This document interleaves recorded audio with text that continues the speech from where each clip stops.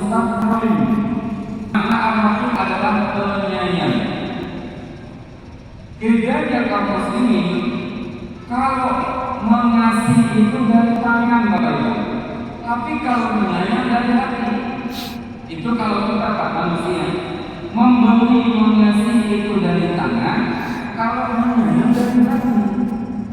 Maka disebutkan oleh para ulama bahwa yang disebut dengan ar-Rahman maknanya adalah Allah memberikan nikmat kepada manusia tanpa Allah melihat si hamba, si manusia ini orang taat patuhkah atau tidak. Itu makna ar-Rahman. Sementara ar-Rahim, Allah Maha Penyayang dan sayangnya Allah hanya nanti ada di akhirat. Makanya Bapak Ibu kalau dalam dendam-dendam religi kita kadang mendengar seperti ini, Allah Maha Pengasih, kasihnya tidak pernah pilih kasih, dan Allah Maha Penyayang di akhirat kelak sayangnya tidak terbilang. Masyaallah muslimin, dalam sebuah hadis yang diriwayatkan dari Imam Al-Bukhari dan juga diriwayatkan dari Imam Muslim dari Abu Hurairah radhiyallahu anhu, Rasulullah mengatakan, hadisnya sangat menyentuh Bapak Ibu. Kata Rasulullah begini, Inna lillahi mi'ata rahmatin. Sesungguhnya Allah punya 100 nikmat. Anzala minha rahmatan wahidatan. Bainal jinni wal insi wal bahari wal qawam. Allah punya 100 nikmat. Satu nikmat Allah turunkan di dunia di antara jin, manusia, binatang, hewan-hewan. Semua nikmat Allah dapat rahmat dari Allah, tapi baru satu di dunia. Kata Rasulullah, fiha yata'atafun. Dengan satu rahmat itu manusia bisa saling ta'atuf, saling sayang, menyayang. Padahal harus satu rahmat. Wa biha yatarahamun. Dengan rahmat yang satu ini manusia bisa saling berlemah lembut, bisa saling menyayangi. Bahkan kata Rasulullah, wa biha taqtiful wahsyu ala waladiha. Bahkan dengan satu rahmat Allah ini binatang buas, apa ini binatang buas. Orang kalau ketemu harimau ketakutan, nggak takut diterkam dan dimakan oleh harimau. Ketemu serigala ketakutan, ketemu beruang ketakutan. Tapi dengan satu rahmat yang Allah turunkan, binatang buas punya rasa kasih sayang kepada anaknya sendiri. Selama laparnya harimau, mudah akan makan anak kita. Itu baru satu rahmat Allah. Masyaallah muslimin. Lalu kata Rasulullah, wa aqfa 99 rahmatan yarhamu biha ibadahu yaumal qiyamah. 99 rahmat yang lain ditunda oleh Allah yang diberi nanti cuma khusus hamba-hambanya yang masuk ke dalam surga. Masyaallah muslimin.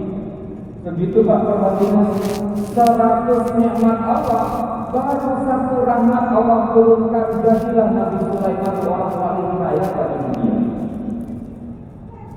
Bahkan tidak selesai sampai di situ, Fir'aun juga orang yang paling kaya pada dunia, kaya raya.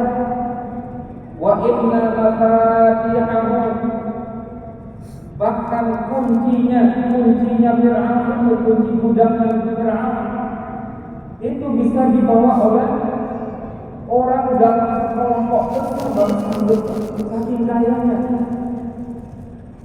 Kalau mungkin Bapak Ibu orang tahu hadis Rasulullah bahwa baru satu rahmat Allah yang diturunkan ke dunia, lalu hidup di masa Fir'aun, jangan-jangan ada yang berpikir melihat kekayaan Fir'aun, jangan-jangan rahmat Allah sudah habis. Ternyata tidak Bapak Ibu ini melihat Allah. Generasi berikutnya semakin banyak yang kaya raya sudah semakin banyak tidak ada. Seperti itu Allah menurunkan rahmatnya, kasihnya kepada manusia. Nah, masyarakat muslimin, bahkan Rasulullah SAW menyampaikan dalam hadis yang lain, lanjutan hadis yang serupa dan semakna. Kata Rasulullah, "Lau ya'lamul kafiru bima 'inda Allahi min rahmatin." Andai orang-orang kafir tahu rahmat yang tersisa di sisi Allah yang 99 kalimat, seberapapun dosa yang sudah mereka miliki, la yai'asu min rahmatillah, mereka tidak akan pernah berputus asa dari rahmat Allah. Sudah selama ini mereka jauh dari Allah, jauh jarang tidak pernah bersyahadat mengikrarkan kalimat pengakuan kepada Allah, tidak pernah mengakui keesaan Allah. Di akhir-akhir kehidupan dia tersadar. Kalau dia tersadar, mungkin ada yang berpikir begini, Bapak Ibu dimuliakan Allah, udah sekian banyak dosa yang saya lakukan, mungkinkah Allah memberikan saya nikmat dan rahmat? Nah, kalau dia tahu Bapak Ibu ternyata yang di dunia baru 99 jatah di akhirat, la yai'asu min rahmatillah, Akan pernah dia berputus asa, langsung dia akan melakukan syahadat. Begitu juga kata Rasulullah, walau ya'lamul mu'min, andai orang mukmin ini tahu ma 'indallahi, dengan rahmat yang sudah ada di sisi Allah, dia sudah bersyahadat, sudah dapat 4 kunci surga sudah. Asyhadu an la ilaha illallah, asyhadu anna Muhammadar Rasulullah. Lalu jatuh di dosa, mungkin dia berpikir gini, dosanya kecil aja, tak banyak pun. Rahmat Allah masih 99 di akhirat. Sampai kata Rasulullah, "Lau ya'lamul mu'minu bima 'indallah." Andai orang mukmin tahu apa yang ada di sisi Allah rahmat begitu besar, maka dia memandang kecil dosa-dosanya. La yanju minan nar. Bisa-bisa dia tidak akan selamat dari api neraka karena saking yakinnya syahadat membawa dia kepada rahmat Allah. Nah, masyarakat muslimin, dengan satu rahmat yang Allah berikan, manusia bisa berkasih sayang. Dengan satu rahmat Allah berikan, orang bisa lupa dengan kezaliman orang lain. Dengan satu rahmat yang ada di dunia, bahkan Bapak Ibu yang dimuliakan Allah, hadifah tak ya'rifu al-wahshu waladaha. Binatang buas sampai akan bisa sayang kepada anaknya karena satu rahmat Allah. Sisanya di mana Pak? 99 itu jatah di surga. Maka kalau kita tahu itu jatah surga, satu hal yang tidak bisa kita pungkiri dan tidak boleh kita abaikan, yang akan mendapatkan rahmat 99 itu hanya orang-orang yang mencari Allah saja. Maka apa kata Allah Subhanahu wa taala?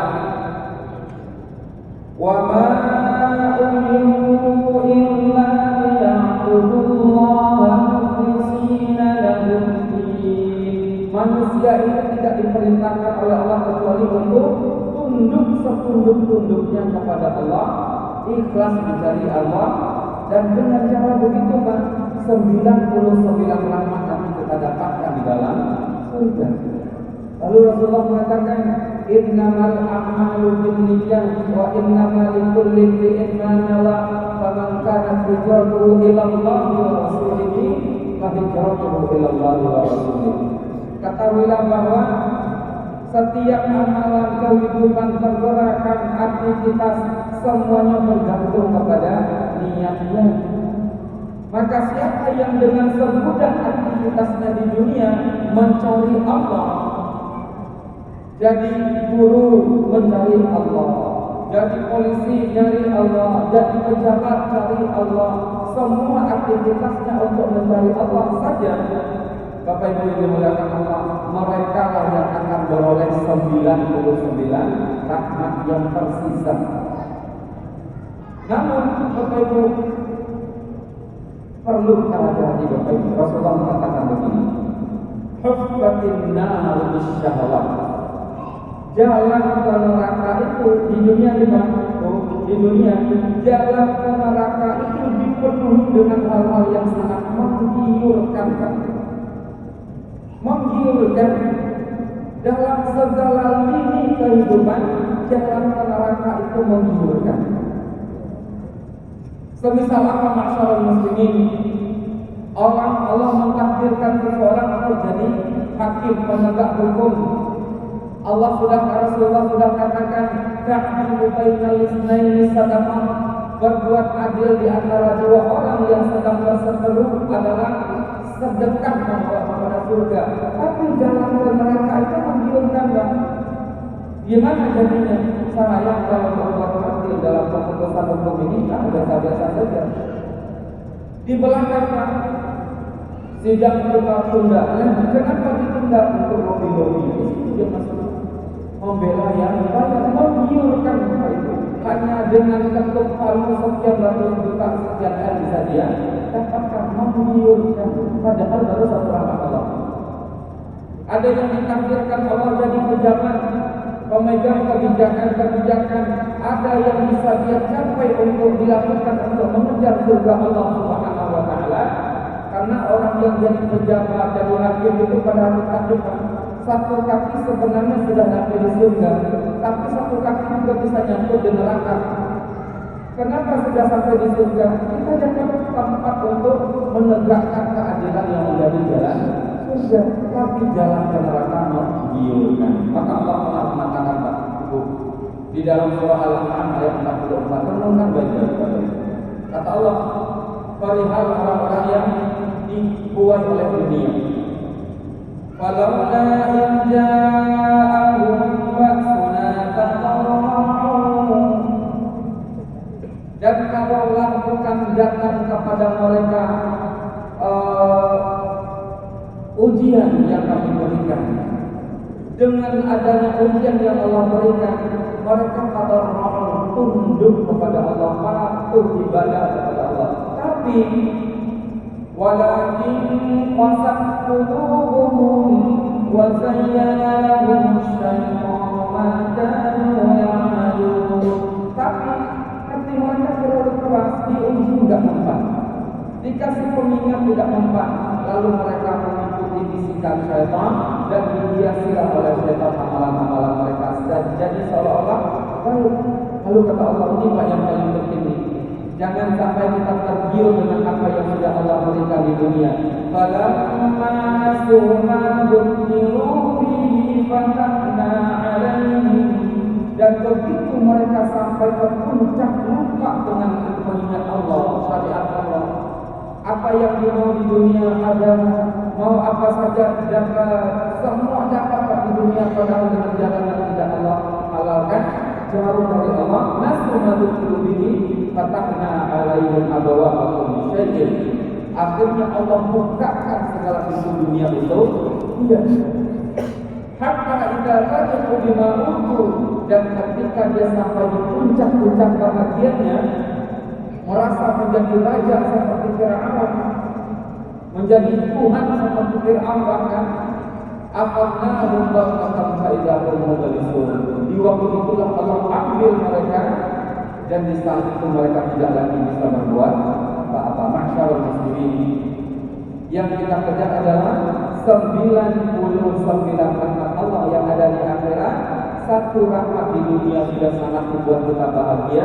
Jangan lupa kebahagiaan ini baru 1% dari rahmat Allah. Jazakumullahu khairan. Maaf kalau ada salah dan khilaf. Assalamualaikum warahmatullahi wabarakatuh.